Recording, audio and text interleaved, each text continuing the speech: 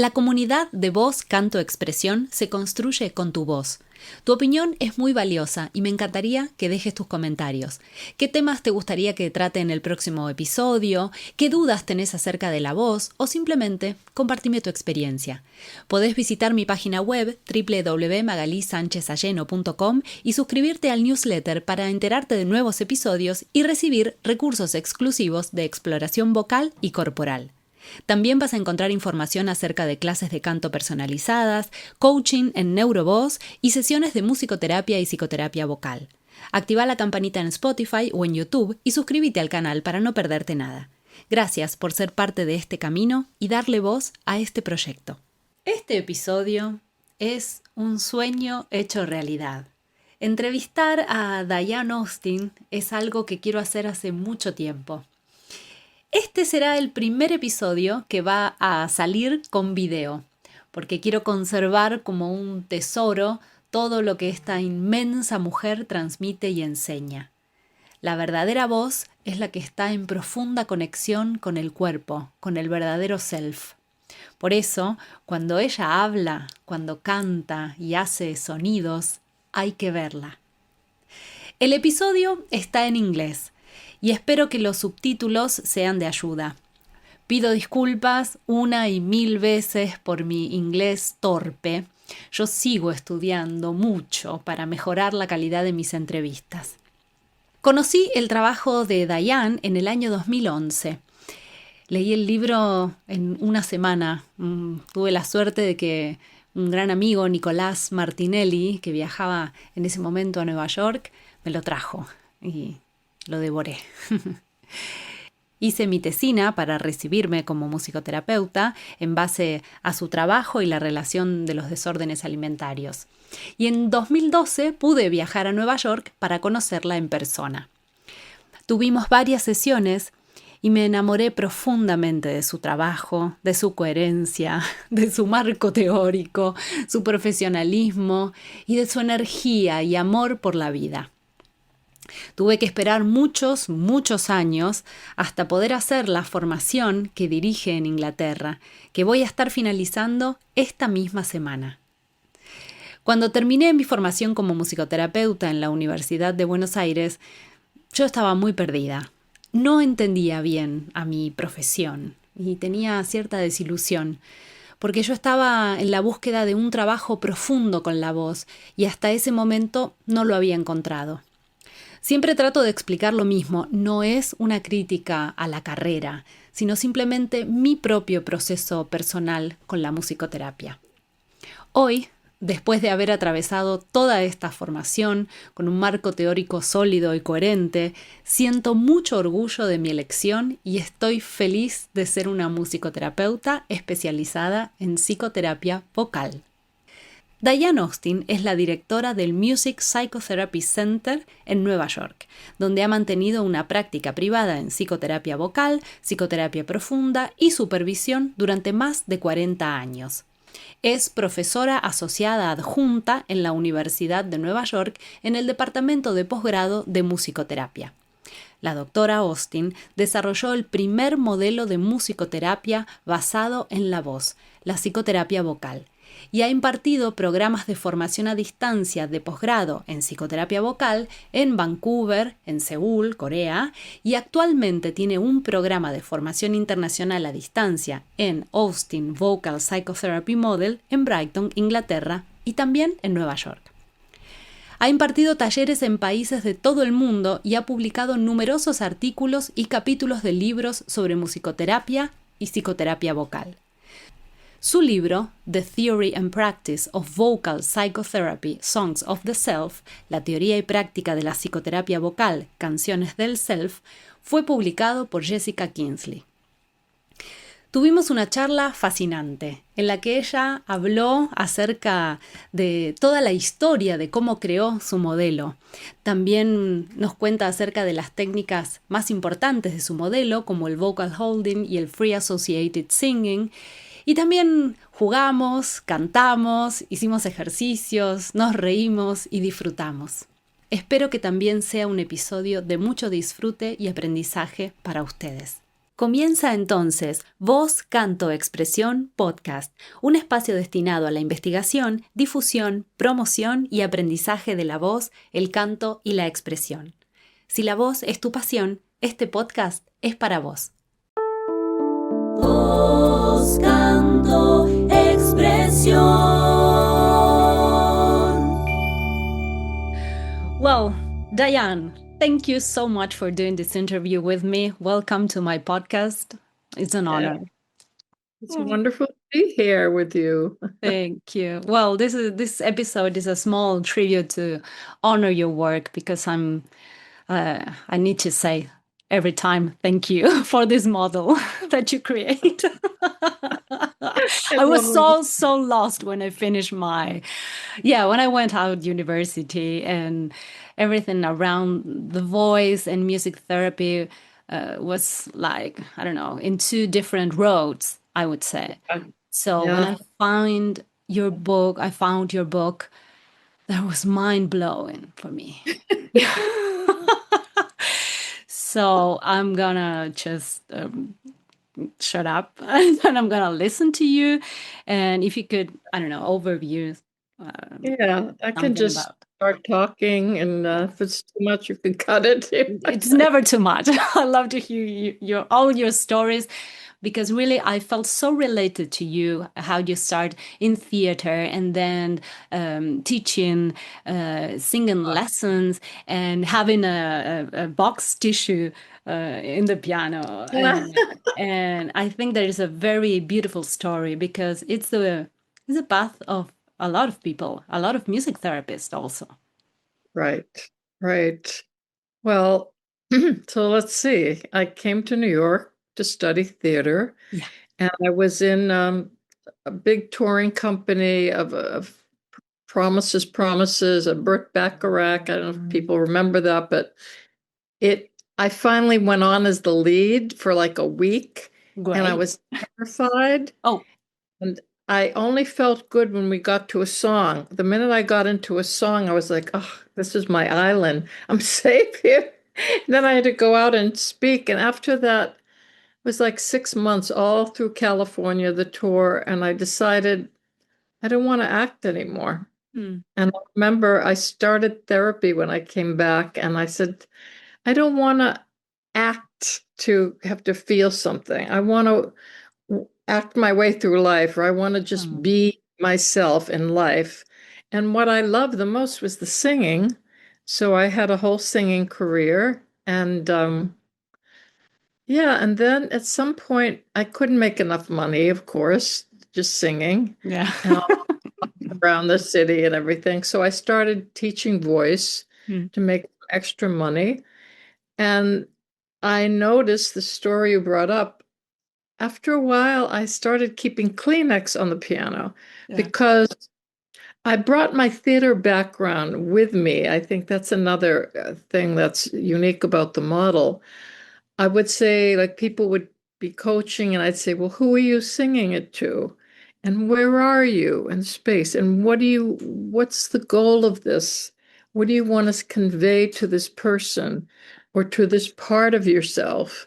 And I learned so much from being in my own Jungian analysis. So that was a major part of my learning. It was that, and then later, much later, I did psychodrama training. So those two elements combined with my music therapy training just helped me create this model, because it's, as you know, it's psychotherapy. Right. It's really deep work, and it turned out to be for trauma. And the funny thing is, I didn't even know it was trauma. And I've been touring around, and people say, this is a trauma model. I'm like, really? It's like, good to know. And I was writing about my work, so we back up. So I decided to go to NYU because I was talking to my therapist one day, and I said, people come to me, and and they're crying, and they're going into these deep places. And he said, did you ever hear of music therapy? I was like, what? No. Incredible. And I started thinking it's the two things I love. Of course, I love singing music, and I love psychotherapy because I was fascinated by Carl Jung and all his ideas, which are so positive. They weren't like the DSM, like you Yes. have neurosis or whatever. It was, you're related to the Athena goddess. It was that. Yes, and it's so creative, and there's a Oh, lot of elements that you could think about, and the parts of the self. yes, Yeah. yes. So he actually was the first one to look like Freud had the ego, the superego, and the id, that round Yeah. thing. Jung was the first one to look at it in a dissociative model to really see these parts of the self, and they relate to complexes, and I can't go into all this theory, but they relate Right. to, the collective unconscious, and then the archetypes come out of it. Mm-hmm. But the whole idea of looking at it that way made so much sense to me. It's a horizontal model. Yeah. And I thought, this is because I was working with parts of the self in my Jungian analysis. So it just made sense to me in music therapy to do that.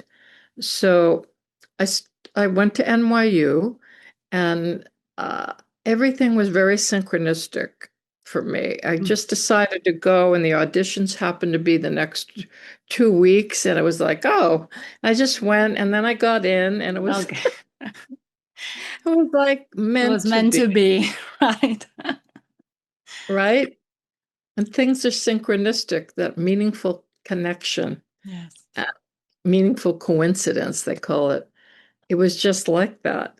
And so I studied at NYU to get my master's. My bachelor's was in theater, and I did my internship, and I was working at Bronx Psychiatric Center with a wonderful supervisor, Jillian Stevens. She died a while ago, and she gave me a lot of freedom to try out what I wanted. But I had this first client in private, my first private client, and she was schizophrenic and also delayed, mentally delayed. So Mm-hmm. when she came into the room with me, I sat down and I introduced myself. And then I said, do you have any favorite songs? And she did. And I said, well, is there any music you like? Nothing. Nothing. She had nothing. It was like the deprivation and the lack of any kind of stimulation for her just wasn't there. So I just sat down and I just started playing two chords. I figured you can't make a mistake with this. Like I said, we could just sing la la la la la, and she looked in my eyes and she started to go la la la la la la la la la, and I just started, and she was like so connected to me. It was like an infant, Yeah. and la la la la, and we did this for quite a long time, and I thought, I wonder if she could harmonize. And I tried it, and I thought it could just be because, maybe she could sing that, or Yeah. and every time I moved to harmonize with her, she'd move to merge with me. Right. Don't So, leave me alone. yes, so I started thinking, well, maybe, it's something to do with her ear, her inability to harmonize, or maybe it's meaningful. Maybe it means something. So maybe it's about she's in such a young developmental stage, like infantile almost, Mm-hmm. that it's when the, child and mother are first, they're merged. Right. So I was there for about 3 or 4 months. And near the end, she finally was able to harmonize, to hold her note while I went underneath and Great. harmonized. And I was like, okay, this could just be that her ear developed and she could hear the pitch, or maybe psychologically, she could start to have some separation from me. And it was around the time that I was going to be leaving. So it was very special. And after we parted and I went back and I graduated and I started my private practice right away. That was also synchronistic. I got this job that I thought would be good, but they took so long to go through all this red tape and paperwork. And I was just getting so tired. And I went to a Jungian little like conference in Connecticut. It was a small center for Jungian studies. And we talked and everything. At the end, this woman said, I have a referral for you. I was like, oh. And then I got this referral. And then she referred her roommate. And that roommate referred the other roommate. There were three of them. Now, at this point, I probably wouldn't do that, but back then I was just learning and it was fascinating. And I started thinking, okay, well, if say this unison is like merged state, symbiotic, and the harmony's like starting to separate, then what would be the next stage? I thought, well, the next stage would be maybe I hold the ground. It's like when a baby starts to run separation individuation, Jung would say. Start to around the age where they walk, as a 3, 4, something like that. They start to leave and they look back at the mother, and if the mother's smiling and encouraging, they can walk away from her. And that's when they start to separate. But if they see the mother and the mother's anxious, either because it's scary for her, the world is frightening, or I see often they don't want the child to right. this, right? They need the child to complete them. Yes. Because they don't feel whole. And then that's very detrimental. It's very bad for the child because they can't separate. They stay merged with the mother. And then they have another opportunity in adolescence. And sometimes they still can't do it because the mother's like holding on too tight. So I thought, well, what would that be? So if I hold the ground, like I'm the mother and I'm happy for them and and they can just start to improvise. So I would explain this to them. I'm going to just hold this note and it would be the tonic of the chord maybe and you can go up and do anything, and then if you want to touch bass, and one client called it touch tone, you could touch tone, then try it again and go off. And that was fascinating. And I thought, okay, mirroring. Now, many people think we learn that in piano, improv, and all that, you mirror. But I put it last because I thought people that I work with have not had mirroring. And we talk about this, the gifted child, the Alice that I love, that they never felt mirrored, seen, listened right. to, right? So many of us haven't been seen and supported, understood. So I thought this should come last because I had clients sometimes even in their 50s who never had that experience. So I said, I'm going to just say that that's last because no matter how old you are, if you've never had that, that wound is so deep. So I put it into these stages, these 4 stages, which were developmental. Right. That was without any words, just singing together. And, what did you feel about it? Well, I think there's a beautiful way of being in touch with sometimes with your own feelings and your own body in this journey of using your voice, listening to your own voice, and also in this mirroring situation, hearing yourself sometimes, because that's a way of for many people to myself also to have a voice sometimes. Right. to have the opportunity to express, I don't know, yelling or laughing Yes. a lot. Laughing or just Yes. making silly sounds or I and the remember the first time that I met you in New York. You did something beautiful that we have our last session. You told me, well, now I'm going to try to teach you while we are having the session because you came to learn and now you're going back to Argentina and right. we have a session, free associative singing. We haven't talked about that yet, but we were singing, and all of a sudden we start a vocal holding, and we start. I start laughing, and then you laugh, and we end up laughing a lot. And I came back, and I realized that I haven't laughed like that in a while, and it was a beautiful sound, and it wasn't dangerous, and it was just pure joy. Yeah. It's not Yeah. always about crying and express and Right. yelling and things like that, which is beautiful also. Having the space for But it's the full scope of feelings. yeah.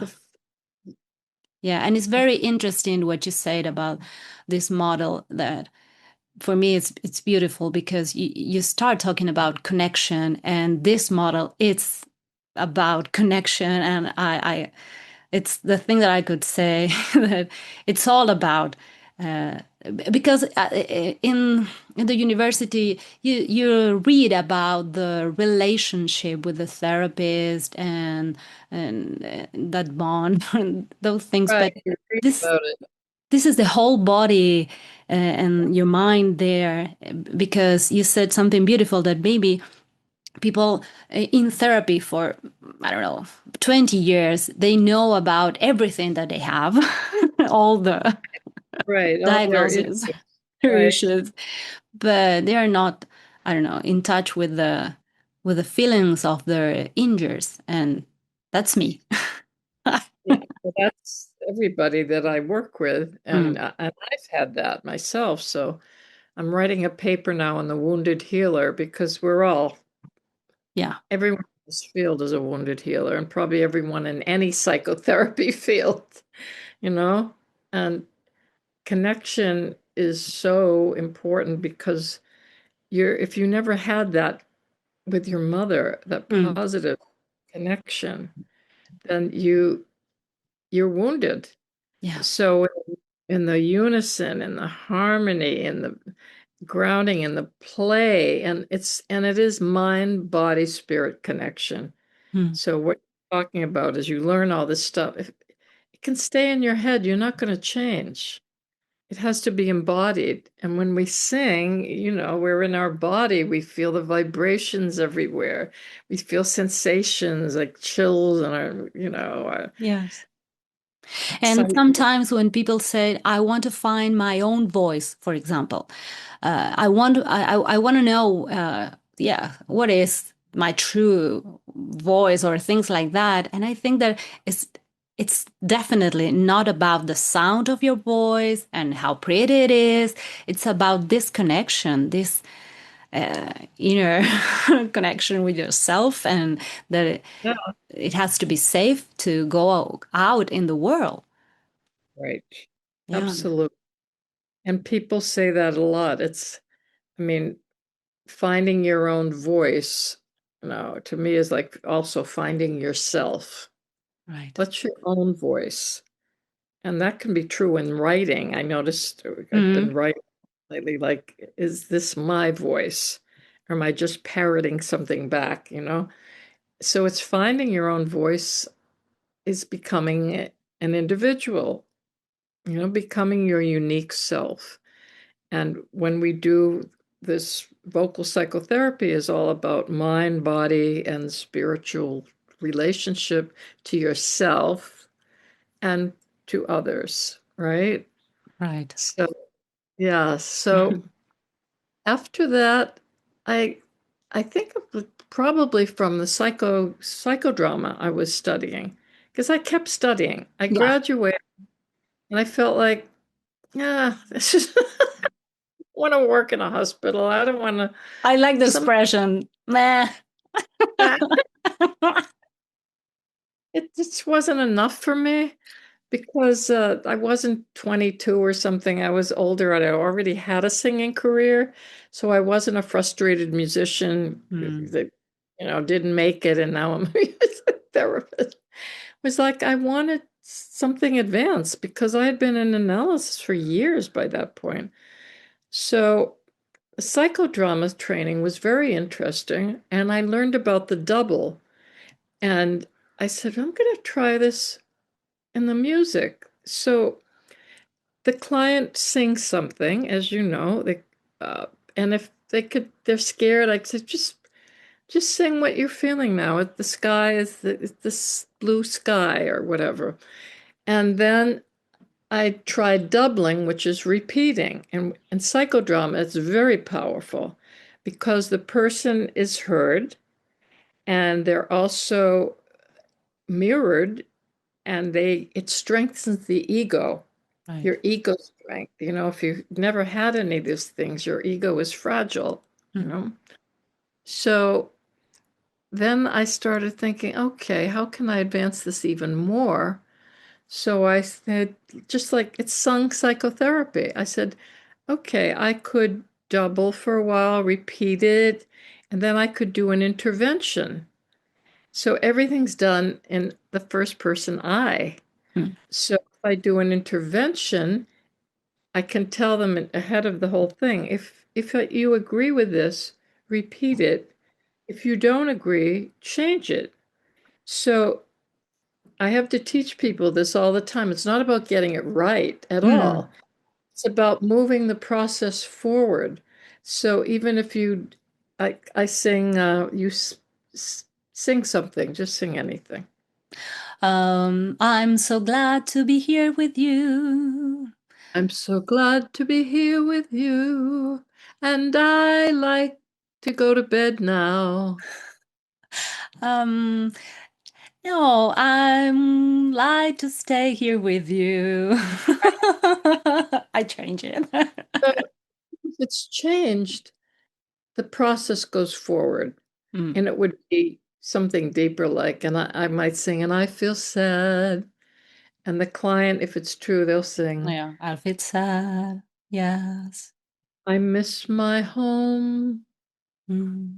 And of Yeah, course, I know their history because you take a history, and the more you know the client, the more you have to draw on. Like I might know that this client she lives in, say, in Australia, and she's in school here, and she's homesick. So I would know this thing. right. Mm. So I have that to draw on. And then one of the main tools, which is also something Jung relied on a lot, is countertransference. Right, important. Yeah. So in my model, countertransference is very important. Mm-hmm. I'm sitting with you. I'm watching your body language. I like you might be clenching your hands, and I think, maybe she's angry. I'm watching your face. What expression is on your face, and mainly I'm picking up your feelings. And this is the most powerful thing because I can then sing something like, I feel angry. And you might feel afraid to say that. So what would you Mm. sing? You were afraid. Well, I feel a little angry, maybe. I don't Maybe, know. I Mm. don't know, but I can feel angry sometimes. Yeah, yeah. Sometimes I can feel angry. Yeah. When I'm angry, I can make a fist. Mm. I can make a fist. I can make a fist. Yes. And fist means I'm angry.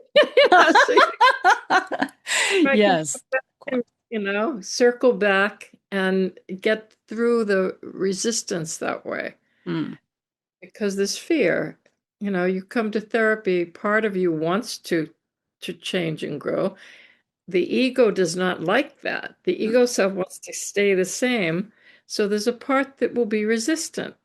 And it's not a bad word. I might say reluctant, but people get to know me and know how I work. They'll know, like, I'll just say, there's two parts everyone has. You want to be here, you're paying money, you're showing up.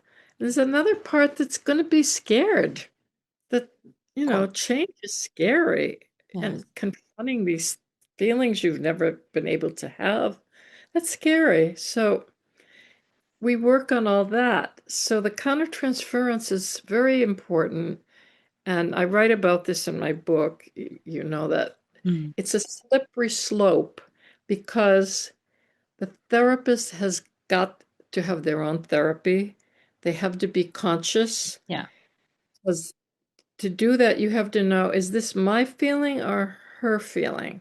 Because I might start to feel very sad, and then I'm like, is this me from the music and the way or is this her? And I'm picking it up. So, we all have to be in therapy. And I'm writing this wounded healer, which is Jungian archetype, and he's a wounded healer. And he makes a big point of that you can be wounded and be a therapist, but if you haven't worked on yourself, it's terrifying. It's for the client. It's difficult for you to go deep with another person also because you don't know what could happen or how is it there. Yeah. Yeah. You traumatize somebody with trauma. And if you haven't had your own therapy, you don't know how to do this work because it's deep work. And so you could be a therapist or healer and be still wounded and not having worked on that. So I think the best therapists are wounded healers who have been working on their wound. And then they have their therapists who know what it's like. So you have extreme amount of empathy and sensitivity. And like for me, having been doing this for so many years, I feel like there's nothing I haven't experienced except psychosis, and I don't want to experience that.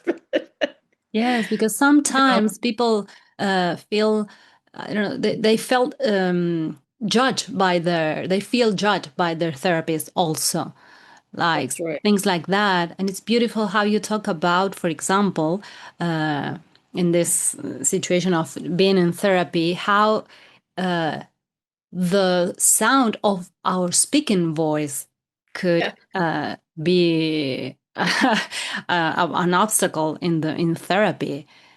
It's not about singing; it's every sound that we're making. You talk about the session as a whole, improvisation. It's beautiful, the definition.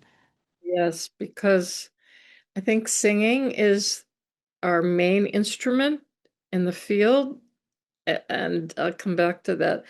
But we are the instrument, our whole being.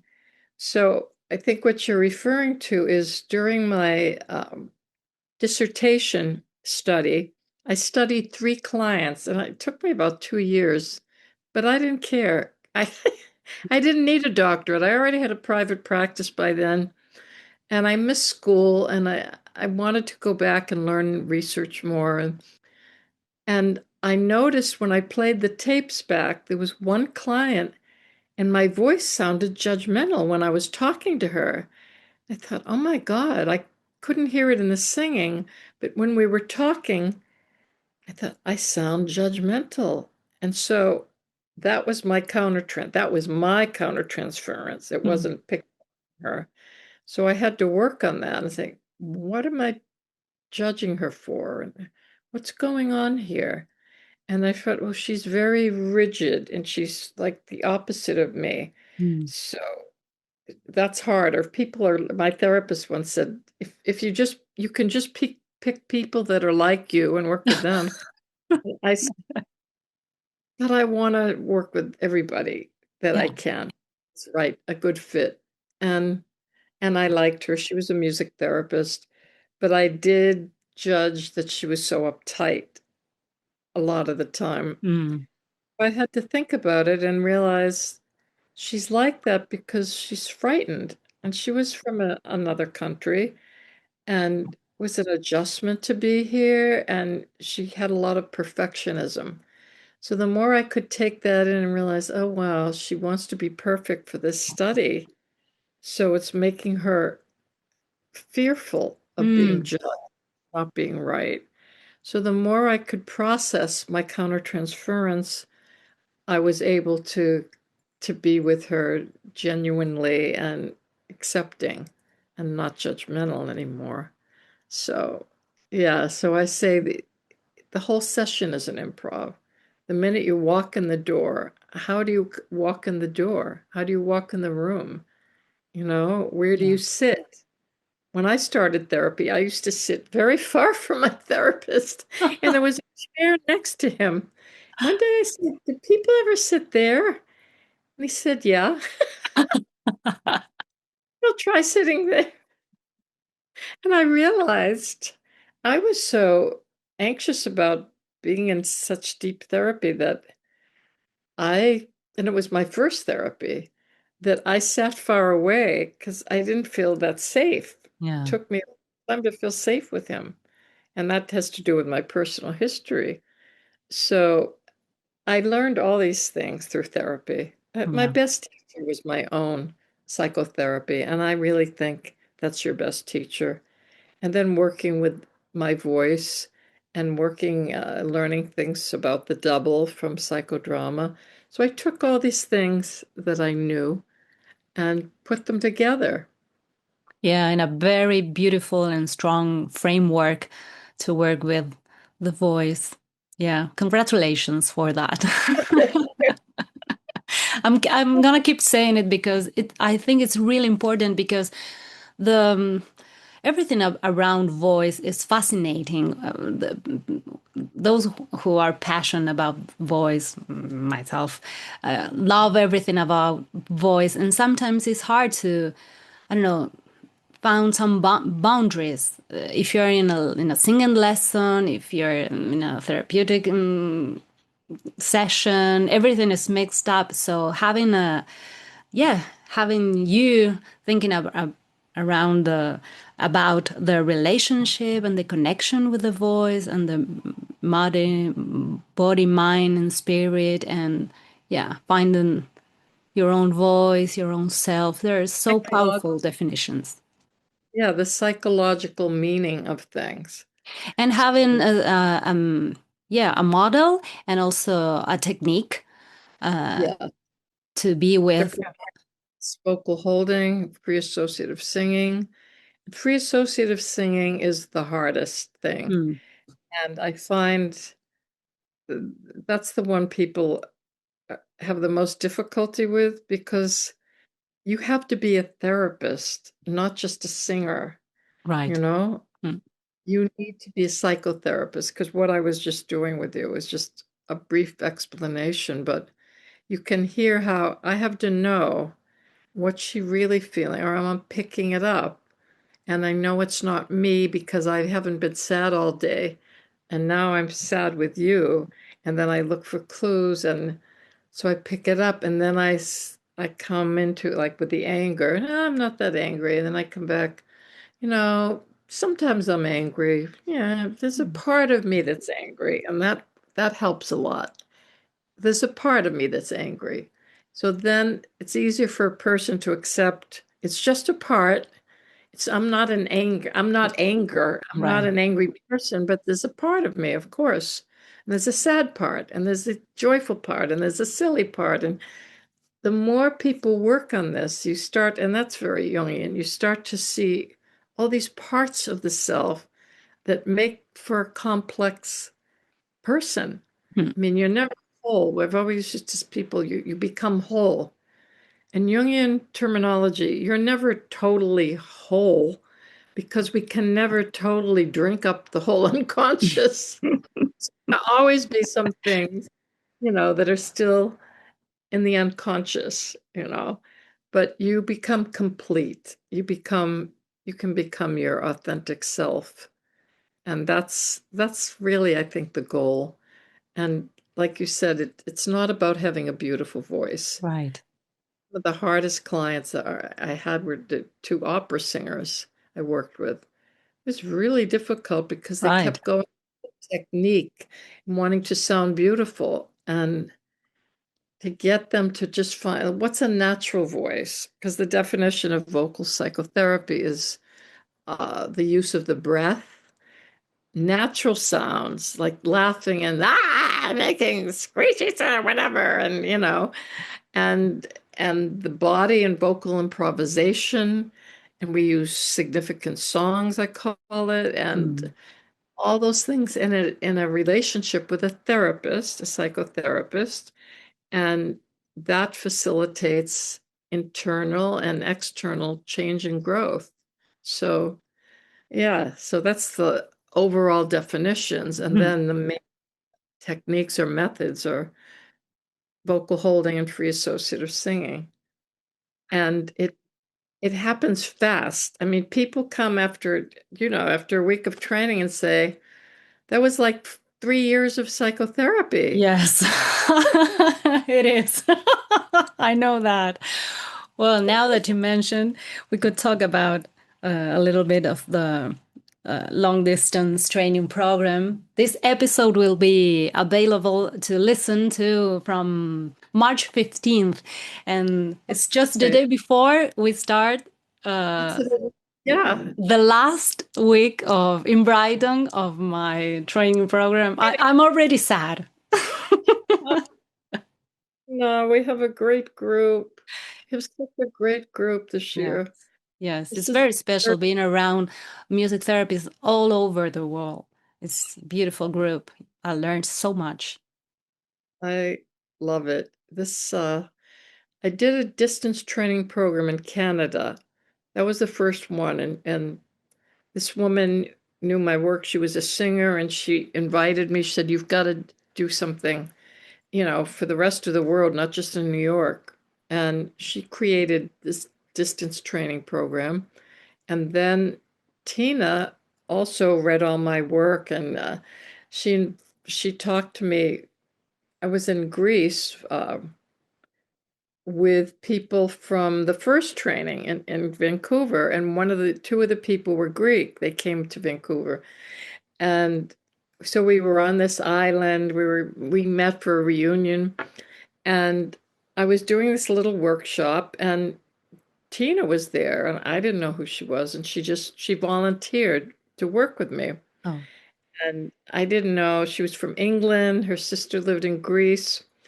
So after that, she got in touch with me and said she would love me to do a training there. So we set up this thing where I would go do a conference there, and then I would do one in Scotland, and I would do one in Ireland to pay for the whole thing and make some money. So after that, we talked and we set up this international distance training. And when I showed up for the first one, I was in heaven because I love all the different countries. yeah. It was thrilling, absolutely thrilling. And we have so many in this training. We have like 16 different countries. Yeah, maybe or 15. Yeah, yeah, yeah, yeah. Ah, Because it's two of the girls are from Belgium. So we have right. But yeah, the same country there. countries with different accents, with different music, and we do our significant song, which is an assignment I give to pick a song that really affects you, that means is meaningful because it was your wedding song. Maybe you sang it at a funeral for someone. So that is so powerful. And some of them do it in their native language, and it's like, I love that. It's the world. We're with the world, huh? And Yes. we get along so wonderfully, and the world doesn't. You People in know, all I'm listening to you. I'm feeling so happy because I remember in just 2012 when I went to New York. That at that time the only way of having the training was once a month in New York, and it was impossible. And I went back to my country crying and saying, "Well, it's impossible."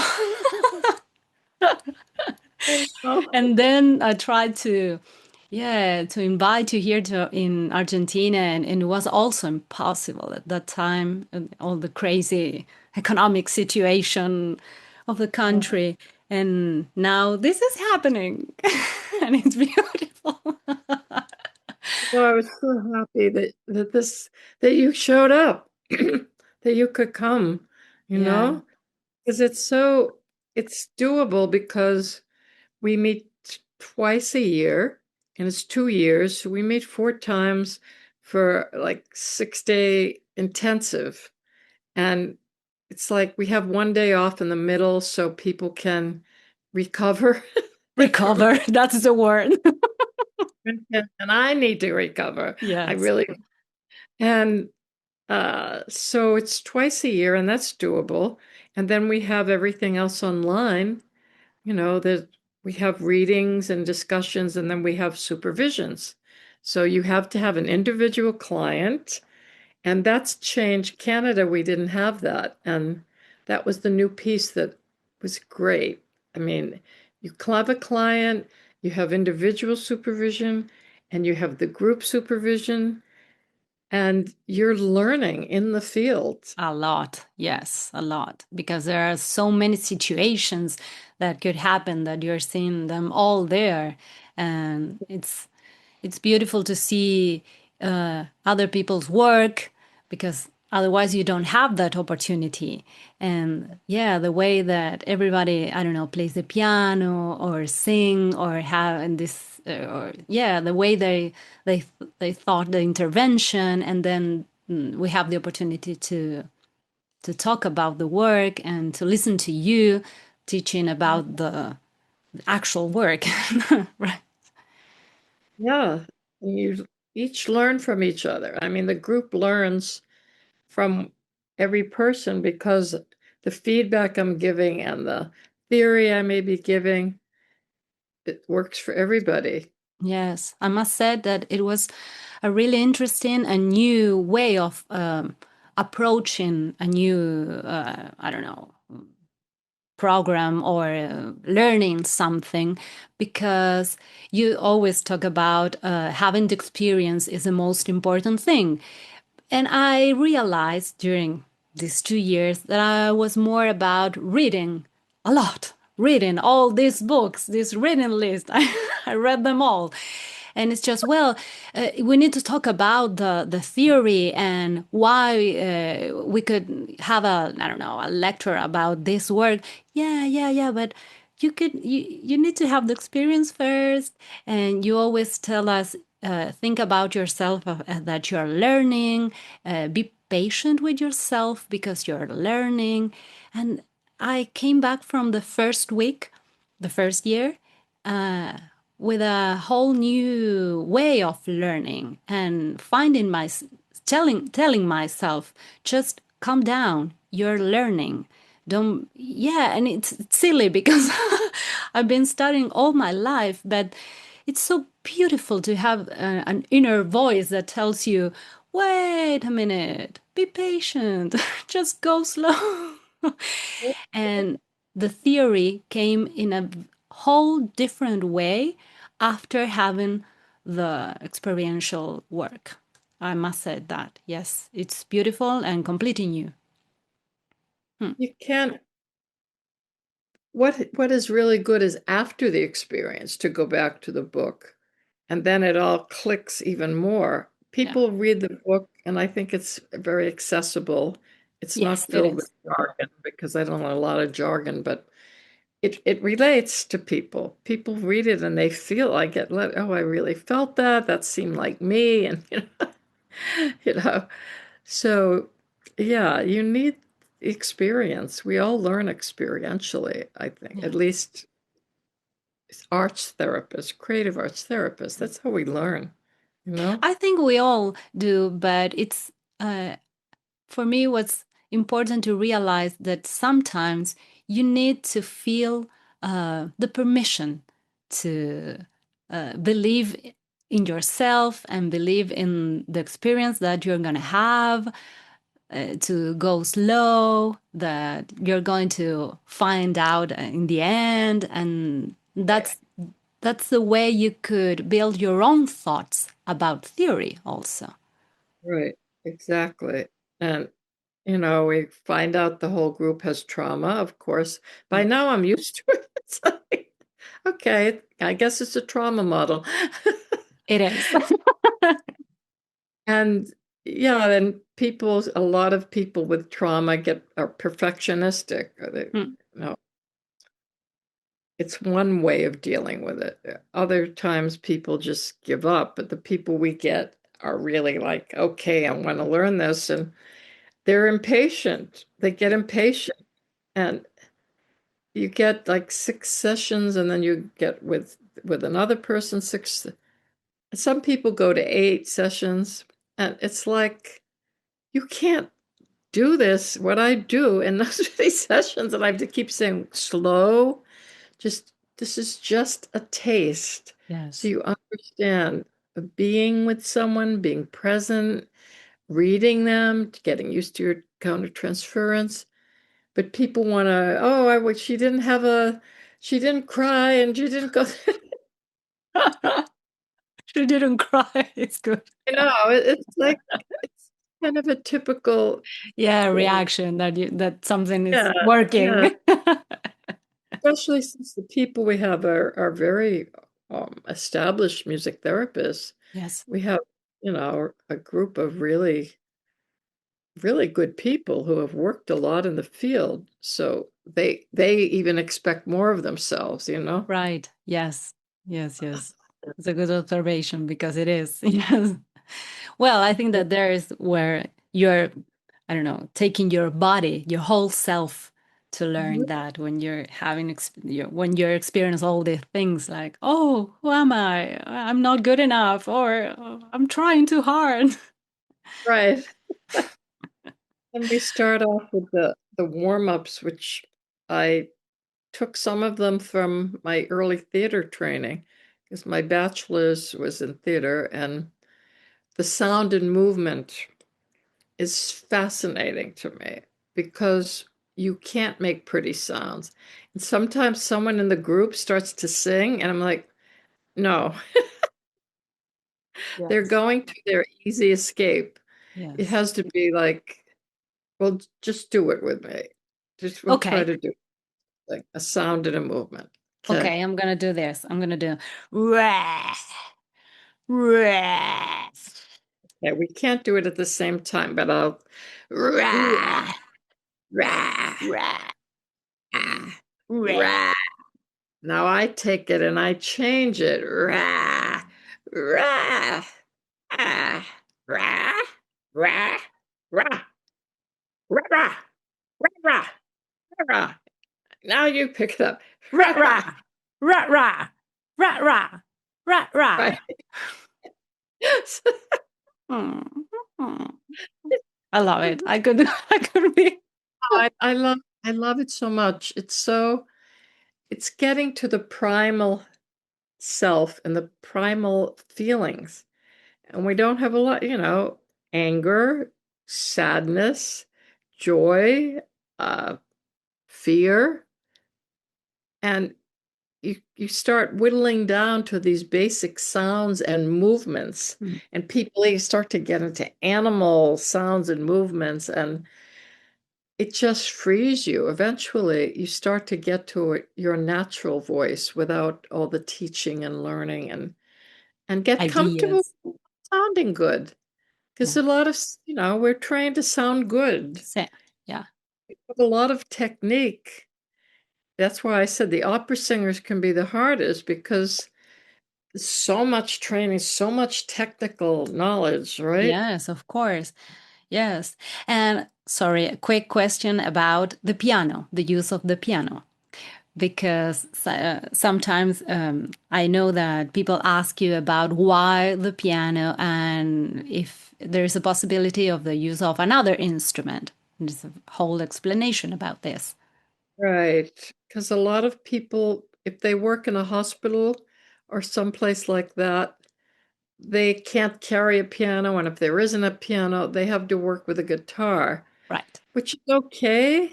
It's not the same, though. It's not the pure model. because the piano, as you know, is so big and you get a much wider range. And to me, the guitar is also something between you and the person, right? There's something there. Whereas at the piano, you're sitting there and we're watching each other. You're sitting beside me. There's nothing between, right? It's very intimate. It's extremely intimate, and we're making eye contact. And it's the piano is can do that more effectively. There's so many more notes and effects you can get, and the volume also. Yeah, I wanted to say that in vocal holding, some people, when I started, said, well, it's only two chords. Why only two? I said, because with two chords, people can relax and forget about thinking I'm in a chord progression and da, da, da, da, da, and where am I going to go here? And it gets very thinky. I said, I want them to relax into their bodies and sit in the seat and sink down and not think. The whole thing is not to think. And it happens. And I can use it's two chords, but you can do voicings. You can voice it differently, and that sounds different. Or you could use a passing chord, and you used volume differently, and you use speed differently. So a lot can happen in those two chords. And then when we go to free associative singing with words, there's even more. Like sometimes I'll be singing two chords and somebody's angry and screaming, and I might, or I might just go all over the piano and just come back to the two chords. So there's such a range that you can do, and free association, especially because people can get really, I hate you, I hate you, I hate, and the rhythm changes, and there's all kinds of different rhythms you can play, and the volume changes. So so it's much more than you would think. Say two chords and I sing. No. Yeah. Yeah. Get it simple and it's going to be good. Yeah. Well, Diane, in this podcast, I have a section called The Air Doesn't Go to the Belly. What is it?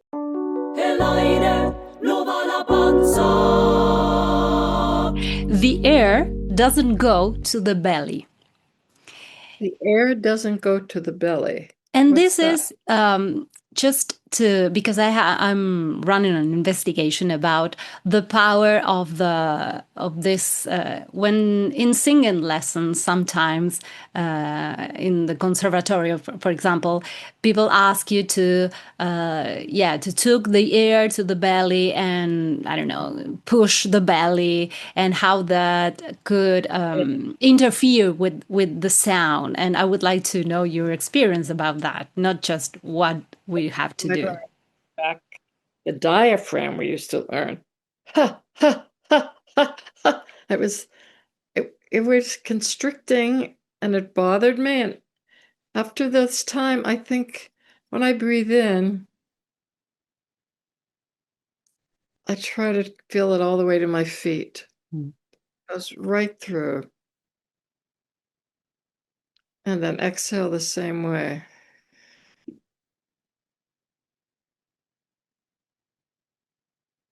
So it's the whole body, Yes. Because if you're focused, people get uptight about, oh, I have to breathe in here. It's tight, right? What do you experience with this? Yes, I think that now that I don't know, this is my 4th year with the podcast, and I've been hearing a lot of definitions and experience around this sentence that it is a whole body experience.